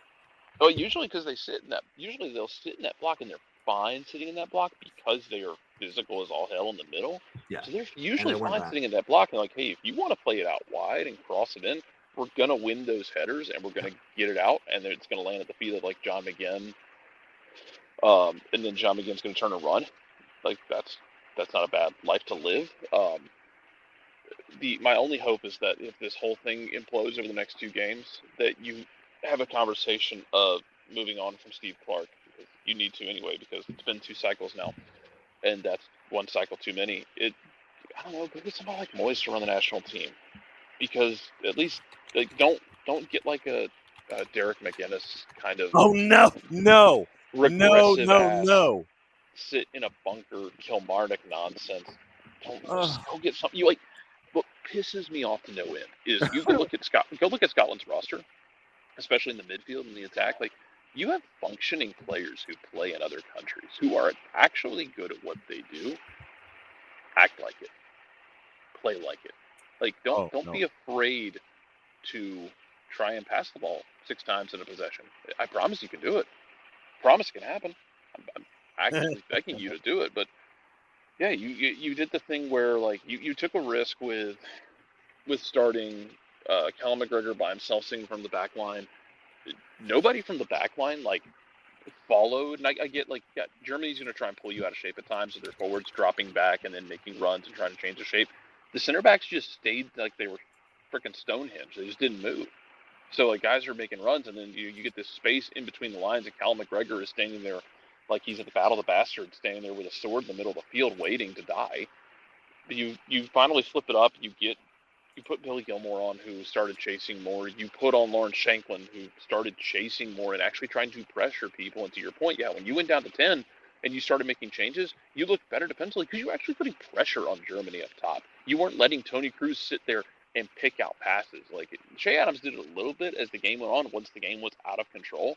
But the refusal to actually make changes in the first 15 minutes when you went, oh, God, no, we have problems, was just an absolutely blockheaded bound of nonsense. And credit to Germany for punishing the absolute hell out of them, as they should have. Oh, boy. Well, my hot take is you should have injected heart into the team. Literally, Shanklin should have been starting. Shanklin should be starting. It would have been Lyndon Dykes if he was healthy. Sure. But like Lyndon Dykes got hurt in training and was knocked out, and then also you could put Lewis Morgan on the field, who I don't know if it's because of this weird SPFL MLS fan. Oh, I'm sure it is. But there's this thing where like Scotland doesn't want players from MLS, I guess, in the national team for whatever the hell reason, because that's my black helicopter. Finally. But I bought the license for this helicopter a while ago. You have Lewis Morgan, who was scoring at will for Red Bulls, getting into the national team finally because of injury, not because of he had earned it from the first point. They brought him in because they didn't have anybody else. Meanwhile, Ron Gall scoring 40-yard rockets for Vancouver, both of whom could help this team. I mean, we've how long have we seen this? Because there's been other Scots in this league who are phenomenal. And getting no whiff of a and as you would clearly state, Jarrett, there are some Scottish teams that are somehow putting players on this national team who are I think the word is rubbish, rubbish, sir. So there's not to disparage the SPFL, there are maybe 5 teams in that league that I would say are doing soccer in any way, shape, or form the right way. Is it that many, Jarrett? I mean, maybe. You got Rangers, Celtic, Hearts. Hibbs to an extent. Hibbs to an extent. I don't like to mention them, but yeah. I know you don't, but like they actually have a functioning Cabbage. academy, which is nice. Yeah. Again, it's where John McGinn came out of. They'll produce young players. Hearts kind of have a little Auburn in them, which is always fun for me. Oh, wow. In that they will do the inverse of your expectation. Yeah. Yeah. That's true. Like Kilmarnock finished, I think, 4th or 5th this year, but again, that's Derek McInnes. Kilmarnock's not gonna they're gonna sit in the lowest of low blocks. They're gonna be absolutely miserable, and they're gonna try and pop out for 1 or 2 opportunities a game, kind of thing, and try and wait for you to make a mistake, and then be super physical. Which coincidentally is the thing I kept watching with England in their weird game is that Harry Kane, Harry Kane's big chance in the second half, he got his big chance because he basically had to run through a center back for a header. And he jumped over and through that center back like a mom on Black Friday trying to go get a Tickle Me Elmo. Also, as someone correctly pointed out, Christian Eriksen died, came back to life, and has won multiple trophies. And in that amount of time, Harry Kane has not won anything. Yes. Absolutely true. Yes. 2 other moments, and I think they're somewhat linked in Spain, Croatia, with the possible red on the Rodri challenge on Petkovic, where Rodri fouls Petkovic. Michael Oliver gives Rodri a yellow. Then it goes to VAR, checking both spot kick and the red. Mm-hmm. The penalty stood, although I will say it looked kind of like Petkovic kind of milked it a bit, going airborne and trying to get some loft underneath him at the same time. And Petkovic's effort was saved by Unai Simon as a result of that. So element number 1 in that one.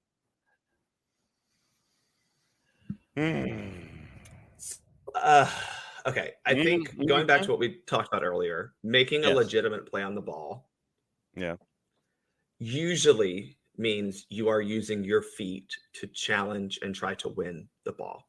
And I think when you look at this, it's pretty clear that Rodri, while I'll give him benefit and say clumsily challenges for the ball, it is only with his foot.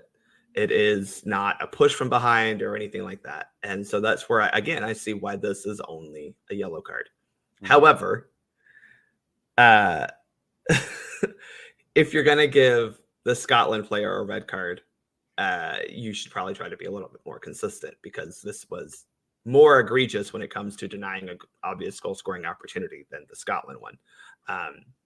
But I'll try to be consistent and say I would only give a yellow card because you've given a penalty kick for both. And remember, we do not like to give red cards when we're also giving a penalty kick for legitimate plays on the ball.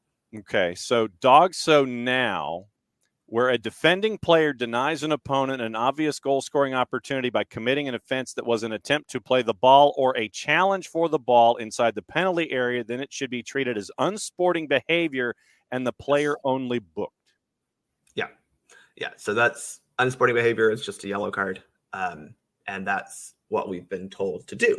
Again, that's for DOGSO, right? And that's where I think when you do look at the Scotland foul, Porteous, you can make the argument that it's not just DOGSO, it's an actual red card foul to begin with. At that point, it's excessive force. This was not excessive force. It was, what's the opposite of excessive? Minimal. Yeah. And I think that force. Yeah, I think that is probably the other thing that saved Rodri here is it was minimal at best, and it's as a foul, as a penalty. I understand why people are upset, but it wasn't like he kicked him from behind or anything. He just kind of tripped him, which in the case of what we're looking at, that is a quote legitimate play on the ball. Going through the activities this morning on the social medias, it looks like Pedro Amador is saying his goodbyes to Moreirense on his Instagram. So once again, keep an eye on it. Pedro Amador, Moreirense possibly on a free with the window opening tomorrow. Now, the second element in that particular instance where you have Petkovic steps up to take the penalty, saved by Simone. Loose ball goes to Perisic, and he squared for Petkovic to send it home on the second attempt. Checking for encroachment. Okay, so in this situation, walk me through what you're looking at here, where keeper has to be, encroachment, all these ideas that are attached to a penalty here. So first off, Unai Simon, perfect goalkeeping here on this penalty kick, because as you see on the still, when the ball is kicked, his left foot is above the line, but it's within the vertical space that line occupies. Okay. So that's what you need to be. You have to have one part of one foot on or above the line. That is the rule. Because again, those lines extend to the heavens in their vertical space. So if you do not have to have it physically touching the line, but it does need to be in that vertical space. And he was. So that's perfect from Unai Simon. The problem here was the player who encroached, and mind you, there were a couple from Croatia that were the one in particular touched the ball. But the one who ended up touching the ball first, directly after the save, was a good yard and a half inside the penalty area at the time of the kick, and therefore we penalized that. Now, had it not affected the result, we would not be looking at this for encroachment the same way. But because he is the first player to touch that ball when it comes off either the keeper or the goal, we have to penalize that, and the result, indirect free kick coming out. So it was clearly an offense. It wasn't offside. I think a lot of people thought it was offside because the referee put his arm in the air. Remember, if they put the arm in the air, that is not signaling offside. That is signaling for an indirect free kick. And by the way, if you're a parent, please tell your child that does not mean you need to wait for me to put my arm down before you kick the ball. They can kick the ball whenever they feel like it. That is not me telling them to stop, because I have that conversation every single time.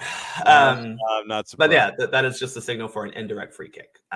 Because remember, we don't have signals, for calls in this game. We just point in a direction. Yes. So, all right. So along those lines, there are times where, and I know that there are those that are still learning the game, kind of get confused when it comes to refs and ARs and the motions that they make, activity with flags, those kinds of things.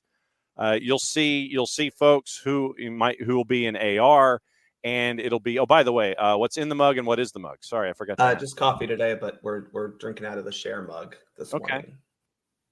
Cow. Okay, exactly. One of the best scenes ever in the history of Will and Grace. When it comes to ARs and their flag movements, I know that folks get confused sometimes about flag up, flag staying down, wiggling the flag, those kinds of things. When it comes to ARs and their flags, what are the different things signifying what, in addition to what you were discussing with center refs and raising your hand like someone who does in fact care? So the biggest thing to remember is that if a AR waves their flag, just raises their flag, the flag goes up in the air, that is just a signal to the center referee, hey, I have something. Okay. That does not mean anything more than calling attention to the center referee. The center referee then has to decide, usually we use our own methods of deduction to figure out, okay, what would they probably call here? And then we decide, do we blow our whistle or not? Once that whistle is blown, this is the proper mechanics. We'll get into how these things actually work in the field. But cool. Proper mechanics is you put your flag up, you wait for the center referee to blow that whistle or make eye contact with you, and then you indicate what the actual infringement is. So if you put your flag up and then you see a wiggle or shake violently, that means I have a foul. Okay. If you see a point to somewhere in the field, be it up, middle, or down, that indicates there's an offside. And then there are other mechanics like pointing the direction of the throw in or pointing for a corner kick or a goal kick. But the reality is, if you have something for the referee that needs to stop play, you put your flag up and then you just basically wait.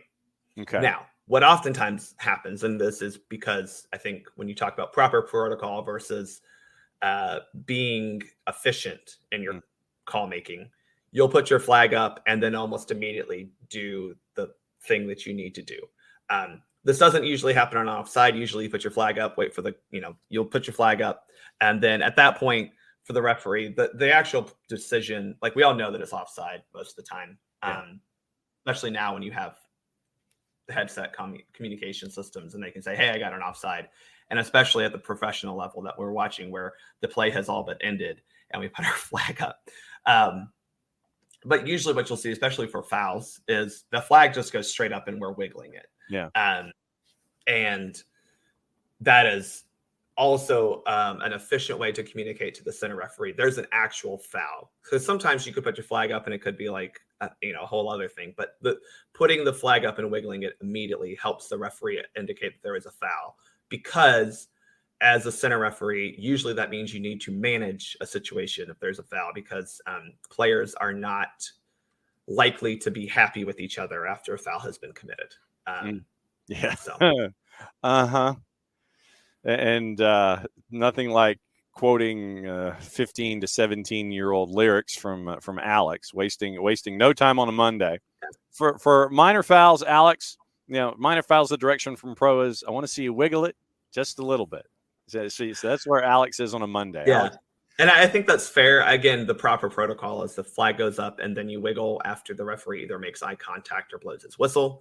But I'm with you. I think it makes more sense to put your flag up and wiggle at the same time, because it is just an efficient way to make a call. Now, again, that does not mean play stops. The center ref is the one who has to blow the whistle for play to stop. And this is where I've seen this happen even at the professional level, where a referee will put his flag up, an AR will put their flag up, and players seem to stop. That is not the stoppage of play. The whistle is. Also, Abby, when they saw something and they went to point in a direction for a throw in when it was obvious because they're waiting on the center ref, it's like they don't want to go in a different direction. That's exactly why. We don't want to have cross signals.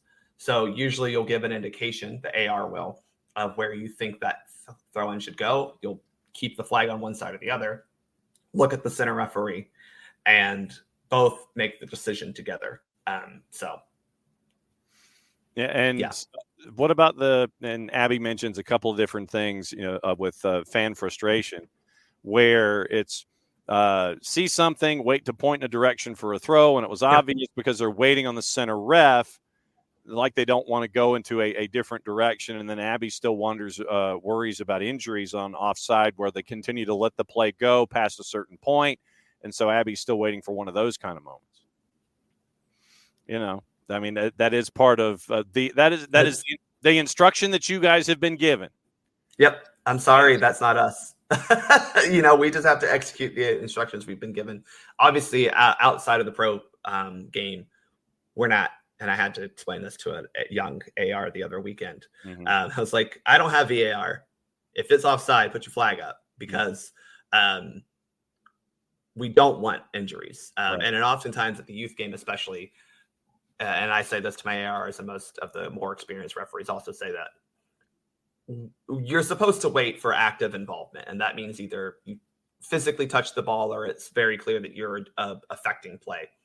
But a lot of times at the youth level, if a ball is rolling through to the goalkeeper and there's a hint that an attacker may slam into the goalkeeper of any sort, we just put our flag up because we don't want to have that injury. So I understand your frustration, Abby, but they're professionals who are getting paid a lot of money to play soccer. And that's the risk they take. It's not what I would want, but that's what they do. But at the other levels, we do tend to err on the side of let's not cause a situation where two players could run into each other, and we'll put that flag up a little bit early than we probably should. So then, to Abby's point, let me ask you this. What if there is a difference in opinion of a particular... The center referee gets the final say. Okay. Now, they should be relying on the AR, depending on where that is, but the center referee has the final decision. Okay. So there we go. So y'all in the middle rule is basically how it is. I am the be all and end all. Yep.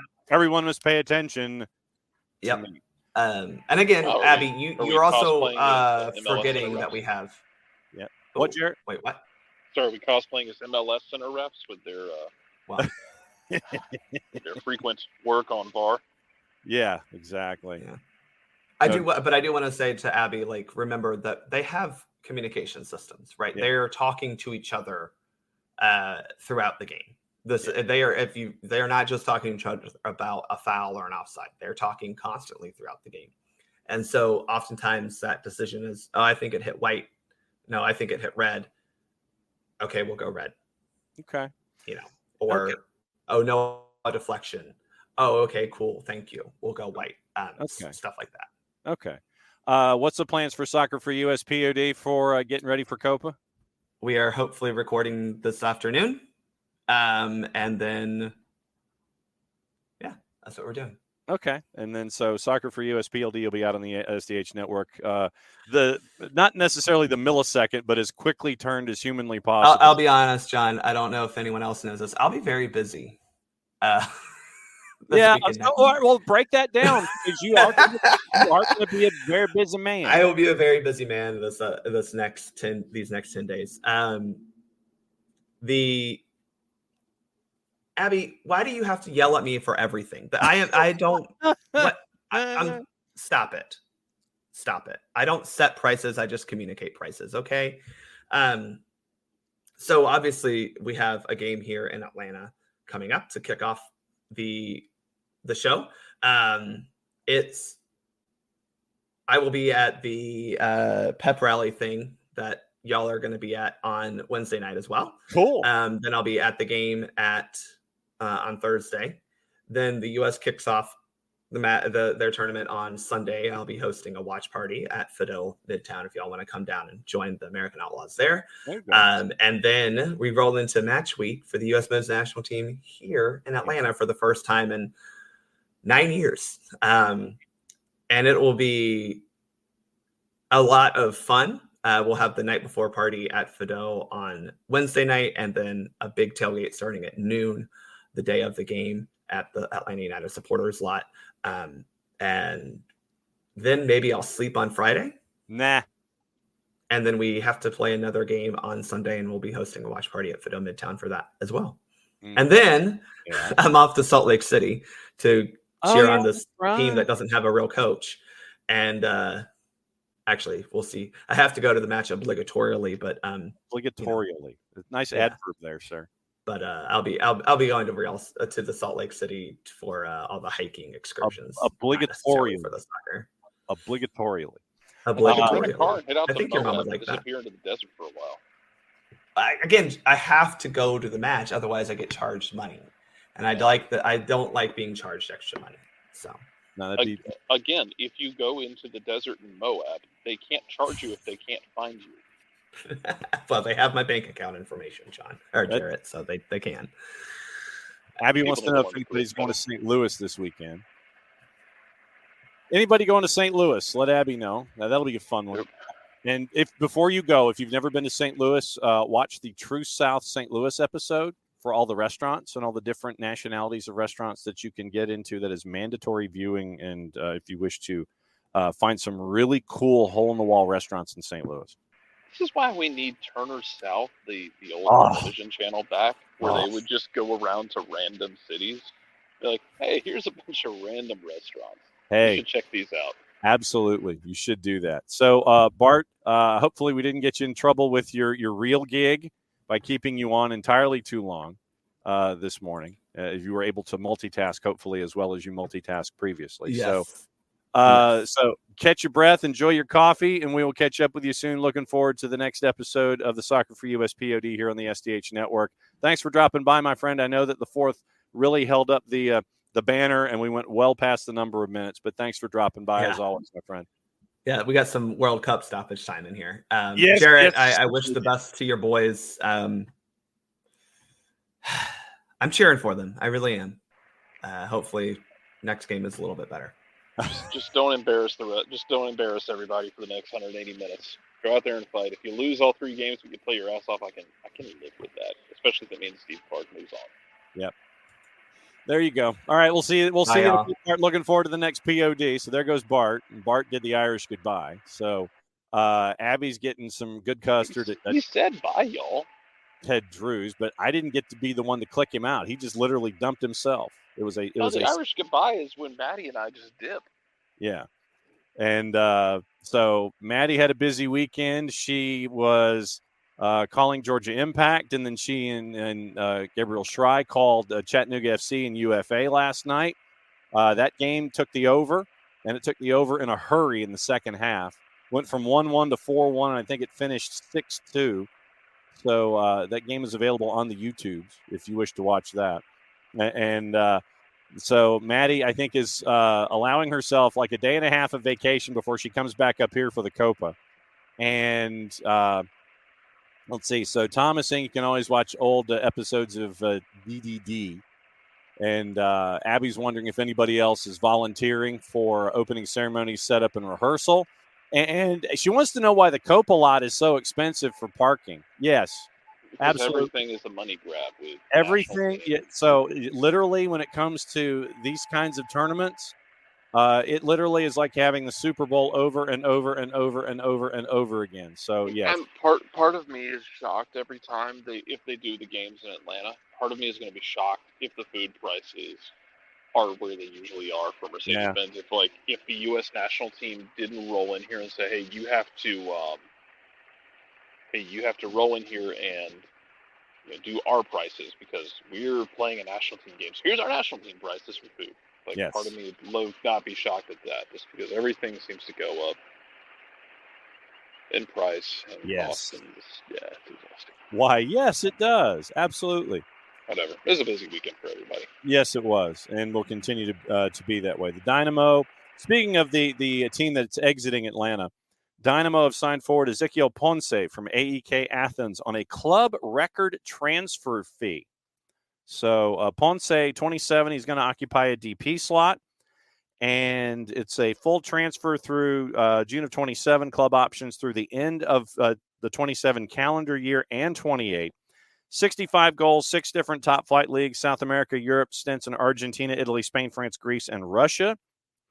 And obviously all of this is dependent upon the receipt of his international transfer certificate and P1 visa. Yep. They needed more attacking. Yes. Why, yes, they did. They needed more attack up top. Even in yesterday's game, Saturday's game. You get those moments where you're able to put back the deflected ball off the post, and then you get you're pouring bodies forward, and you get the ball getting into Latif Blessing of all people, who has just become a horsefly for basically everyone in this league, because he'll pop up on a team and then will beat you, and you'll wonder, why are we losing to Latif Blessing? Well, just about everybody suffered Latif Blessing at some point in their existence. It happens. Yep.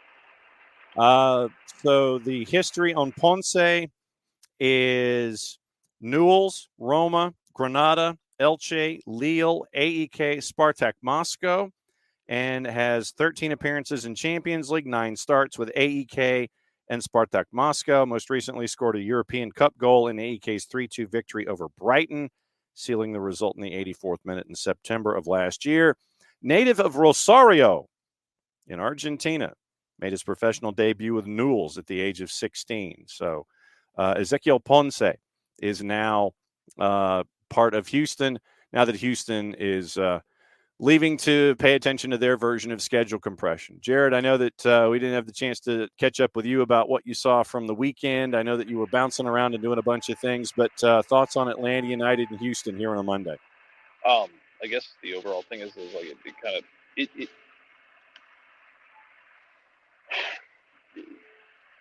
an interesting write-up of all this, honestly, was Matt Doyle's mid-season write-up for Atlanta United, which was to say, hey, they're underachieving, but it feels like they should be better than they are, and this game kind of felt like that. You didn't start off the game great, which I'm still pissed about, because, and I had a conversation with Apotheos head coach John Mercado about this after their game Saturday night, where he talked about, he's like, we didn't come out as aggressively as I wanted us to, and we'll talk to Johnny this week and lead up for MPSL Weekly.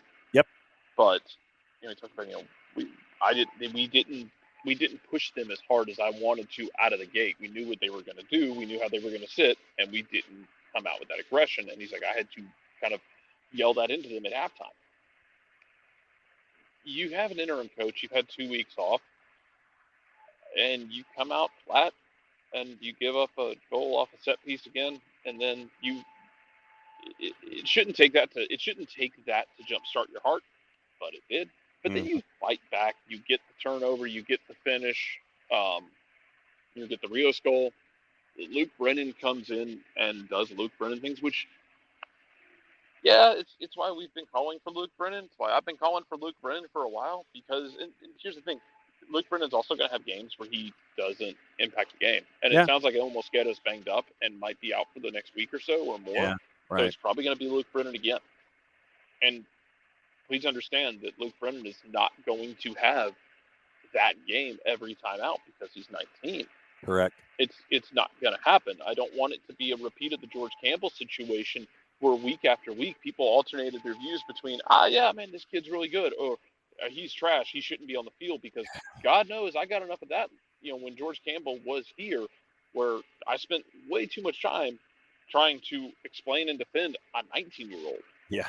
Who we shouldn't have to do that for. We should be realistic about teenagers, that they're going to have games where they come in and they change things in a positive way. They're going to have games where they struggle because they're kids, because it's part of growing up. Caleb Wiley still does the same thing, and Caleb Wiley's been doing this for 3+ years now. He's going to have games where it struggles. It happens. But you fought and dug and clawed your way back in. Shonde Silva got another goal. Good for him. This is the Shonde Silva you needed to start the season, and you didn't have when you were starting the season well. A lot of it was down the right-hand side. You needed Shonde to be this guy, and he wasn't early in the season, and he got banged up. And now coming back, he's showing more of that. Great. Marvelous. But then you give up the late goal. So, you're making a mistake. You're crawling back in and playing pretty well. You get back on top of things, and then you give up the late goal to blow the lead. And it's just these moments of stupidity and moments of letdown that are surrounding a game, which in and of itself, through those middle parts of the game, you're like, this is fine. Yeah, you got the goal, you created something, good job. You have to clean up those errors which you thought you had cleaned up in the off season when you improved that defense, but didn't get it, and it was like a repeat performance. And I will address the whole idea, because I know with Gigi going yesterday, and I know people have talked about wanting to just kind of punt on everything. You're not going to punt on everything, because in MLS is not, this isn't NFL or NBA where you tank and, oh, cool, we got the top draft pick, let's go get a franchise player. That doesn't exist in MLS, at least not in the consistent way. Right. Because I'm sure people will be able to point at a couple of draft picks who have become, stalwart guys, but you're not going to find a cornerstone of your franchise through the number one pick in the draft if you tank the entire season. Also, you have a very favorable run-up for the Open Cup. You have Leagues Cup, and we literally just last year watched a mediocre at best Nashville team make a run in Leagues Cup for a month and then go back to being mediocre. You just don't know with cups. So you're going to take your shots with those. I think you're still 3 points out of a playoff spot, so you're still going to go for it. You're not going to pack it in. And even if you wanted to pack it in and blow it up, let me run through some names for you, okay? Mm-hmm. Josh Cohen. Yep. Stian Gregerson. Derek Williams. Tristan Muyumba. Bartek Schleich. Dax McCarty. Oh, he's on a short term. Shonde Silva. 7. Saba Lubjanitsa. 8. Jamal Teare. 9. Those are all guys you brought in the last calendar year. Those are guys you brought in. Dax, 1-year deal, probably. Those are guys you brought in the last calendar year, either through straight-up transfer or loan, and then triggered a straight-up transfer for. That's a lot of bodies you would be. If you wanted to hit the, if I could blow it up, I would button, you just brought in 9 new bodies in the last calendar year. Guys that everybody was super excited about because Garth Lagerwey is making the decision, although I understand when it's a good decision, it's Garth Lagerwey decision. When it doesn't work out, that was a Carlos Bocanegra decision. Sorry, I didn't have my crystal ball out for that. it's this thing where you're not going to blow it up. You're going to work with what you have. Now, do you go find a manager before the end of the season? I don't know.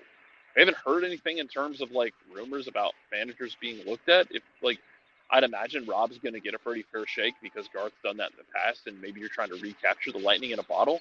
But also point out that when Rob took it over last year, it took him 2 or 3 games to really get things going. And once he was able to, you had that good run before Gonzalo Pineda took over in 21. So it might take him a couple games to really turn the engine over. But you're not going to blow it up because you can't, because you just brought in a bunch of guys who were going to be on multi-year deals. You can't just burn it all to the ground and then collect the insurance money. If you have $10 million to play with, you'll go try and find a striker, because with that kind of budget, you're going to go try and find a guy who can be a best 11 caliber striker. Right. Because you should be able to, with $10 million, go find somebody who can put the ball in the back of the net consistently and hopefully stay healthy and contribute to this team and contribute to whatever you want to do, because whoever you bring in for manager, the team is structured in a specific way. I mean, yeah, you're going to want to be able to play. You've got a lot of technical players who can play with the ball at their feet. Now, whether you get more pragmatic with the next manager or not, I don't know. But I think the bones of it are still there, that you're going to go get somebody if you're able to. And here, to your point, here's the situation right now, chasing after the playoff spots, chasing after the play-in game, the 8-9. Yeah. 8 through 15 are separated by 4 points.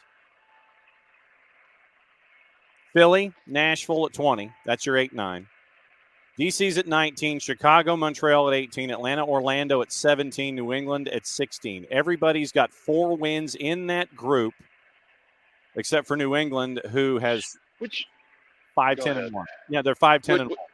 Which is really weird, because like it kind of feels like we're doing. I don't know if you've checked the standings of Major League Baseball this year.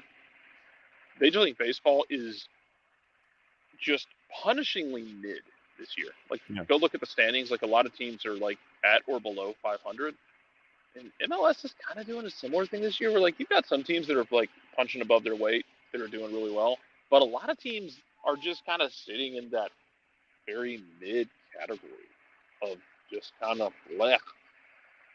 It's kind of very weird year. It's not to excuse Atlanta underachieving, because you can't excuse the fact that this offense finished second in the league in goals last year and didn't really bring in the offensive firepower on the wings until after in the summer window, and then were able to still finish second in the league in goals to this year just being unable to put the ball in the back of the net. It's inexplicable almost. And that was never expected to be the problem with this team. Defending was the problem, and you tried to address it. I think that was part of the thing that got lost in the whole Gonzalo Pineda saga of, everyone bitching about tactics and bitching about the offense. Like, the offense was never the problem with him. It was the defense. You were scoring goals like crazy last year. It happens. But yeah, I think you're still going to go for it. You're going to give, if you even, because also there's this. If you think that Rob might be the guy, let's say the front office decides we want to give Rob a shake to earn the full-time job. Sure. If that's how you feel, you owe it to him to give him the best weapons he can possibly have. Otherwise, you're not giving him a fair shake. If you don't give him, if you tell him, like, hey, we're going to give you a shot at the head coaching job. Also, we just sold Yakimakis because he wanted to leave. Also, still waiting on that goodbye message, Gigi. Yep, absolutely. Still waiting on it, bud. Mm-hmm. Also, you just lost your striker, who damn near won the Golden Boot last year without taking penalties. We're not going to fill that spot for you. Good luck. I mean, you're gonna if you think he is the guy, if you want to give him a shake, it's got to be a fair shake. You can't just sit there and say, "Hey, here's what you got," and make something out of this. Yeah, we've given you, and yeah, you're gonna be missing guys. Like, you don't have Saba, you don't have Bartek right now. You're not going to have a Bram, which, okay. Like, a Bram has been fine, I think, when he's been on the field this year. Caleb with the Olympics. Thiago with the Olympics. Yeah, Thiago and Caleb, I'd still, like, Thiago might go after the Olympics. If he balls out at the Olympics, the offers will come in. Don't know how much, but you'll get offers. Because PSV was interested at one point? Yeah, I mean, we'll see. But Caleb offers also feel very, very possible. So I mean, it's just it'll be a weird window. And to Unk's point, yeah, there's 8 games after the window, but if you can get your business done at the beginning of the window, you have a chance to make an impact. Mm-hmm. I don't know how quickly they would shop for striker. Don't know if it would be available.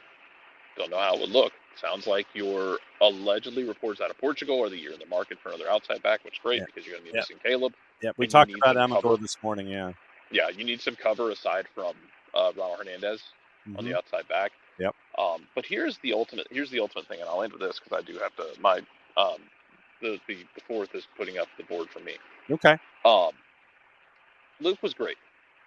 I have been a proponent for Edwin Mosqueda as a bench player, not as a starter. Right. I think we've pretty much established that point that like I don't care for Edwin starting games. I like Edwin with 20 minutes to go running at tired people, being weird and being chaotic.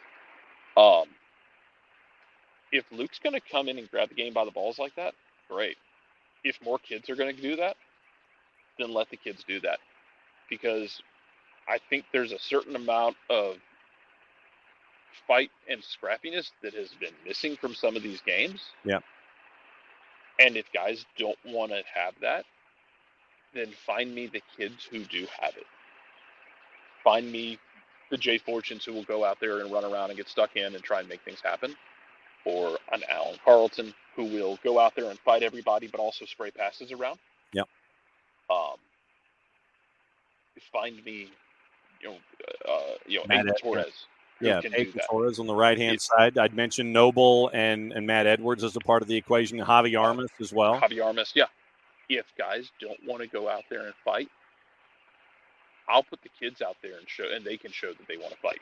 Because you got to have somebody who's going to go out there and swing. Mm-hmm. Agreed. Abby said, I know that you got to go. Abby's talking about Carl Robinson. Why would a team get an assistant coach for an interim? My take was that it was in the works already. Help was needed anyway since you got rid of the assistant coaches that came with Pineda. And that's the thing is, like, when Pineda left, he took 2 assistants with him, including Luca de la Torre. Like, you're missing bodies at that point. Yeah. And Robinson is an experienced hand in multiple fronts. Yep. Whether or not I don't know if it was in the works beforehand or not. But yeah, you lost your head coach and 2 assistants, so you were short on the staff. Matt Lowry working with the first team staff now as well. Like, you needed bodies out there, and you want different perspectives, and you want different guys and different voices. So I don't know if it was in the works before Pineda's move or what, but yeah, definitely a matter of you definitely needed the bodies after Pineda was gone. Otherwise, you had like a skeleton crew coaching staff. So yeah. Yep, there it is. Back at it again, 9:05 in the morning. Yeah, that's the plan. All right, we'll see him then. And 9:30 tomorrow morning, we get to find out about what it was like in the TST for the Della Perutas, what it's like in Serie A Femenil for the Della Peruta sisters. And so that'll be a fun conversation at 9:30 as we get you ready for match week, double match week, schedule compression, all of that kind of stuff here on the SDH Network for Soccer's Morning Show. Thanks to Abe Gordon at 92.9 The Game. Thanks to Bart for staying long after the fourth, put up the board for him.